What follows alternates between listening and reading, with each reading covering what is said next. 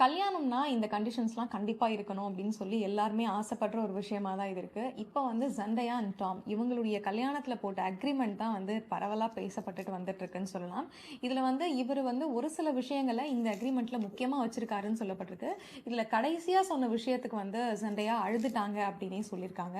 First one என்ன அப்படின்னு பார்த்தீங்கன்னா வந்து கல்யாணத்துக்கு அப்புறமா வந்து இவர் நடிக்கிற படங்களா இருக்கட்டும், அட்வர்டைசிங் கம்பெனிஸா இருக்கட்டும், அதுக்கப்புறமா இவர் பண்ற ஆட் ஷூட்டா இருக்கட்டும், எல்லாமே வந்து இவங்களுக்கும் பாதி ஷேர் இருக்கு அப்படின்னு சொல்லிட்டு எழுதி வச்சதா அந்த அக்ரிமெண்ட்ல எழுதி வச்சதா சொல்லப்பட்டிருக்கு. ரெண்டாவது ஒரு ரீசன் என்ன அப்படின்னு பாத்தீங்கன்னா, இதுக்கப்புறமா வந்து அவங்களுக்கு வந்து குழந்தை பிறந்துச்சு அப்படின்னா அந்த குழந்தைக்கு வந்து 4 மில்லியனுக்கும் மேல வந்து சொத்துக்களை சேர்த்து வச்சு அவங்களுடைய படிப்புக்கு, அவங்க வளர்ச்சிக்கு, இது எல்லாத்துக்குமே அவங்களுக்கு வந்து செலவு பண்ணிக்கிற மாதிரி இவருடைய எல்லா விஷயத்தையும் கொடுக்குற மாதிரி, அதாவது அவங்க கிட்ட இருந்து வாங்காம இவர் ஏர்ன் பண்ற காசை வந்து பசங்களுக்கு முழுக்க முழுக்க செலவு பண்ற மாதிரியான விஷயங்களை எழுதி வச்சிருக்காருன்னு சொல்லப்பட்டிருக்கு. பசங்களுக்கும் மட்டும் இல்லாம வந்து இவனுடைய எல்லா அசட்ஸுமே வந்து இவங்க மேல தான் இருக்கும் அப்படின்னு சொல்லிட்டு எழுதி வைக்க போறேன் செண்டையா மேல அப்படின்னு சொல்லி டாம் சொல்லியிருக்காரு. இதுவே ஒரு பெரிய விஷயமா பார்க்கப்பட்டுட்டு இருக்கு இந்த சினிமா வட்டாரங்கள்ல அப்படின்னு சொல்லலாம். இது கடைசியான விஷயத்துக்கு தான் வந்து இவங்க அழுதுட்டாங்க அப்படின்னு சொல்லப்பட்டிருக்கு. அது என்னன்னா வந்து இவங்களுக்கு குழந்தை பிறக்க போகுது அப்படின்னா, இவங்க பிரெக்னென்ட் ஆயிட்டாங்க ஒன்ஸ் அப்படின்னா வந்து அந்த குழந்தை பிறக்கிற வரைக்கும் இவருடைய ஒர்க்ல இருந்து எல்லா விஷயங்களையும் இவர் வந்து ஸ்டாப் பண்ணிட்டு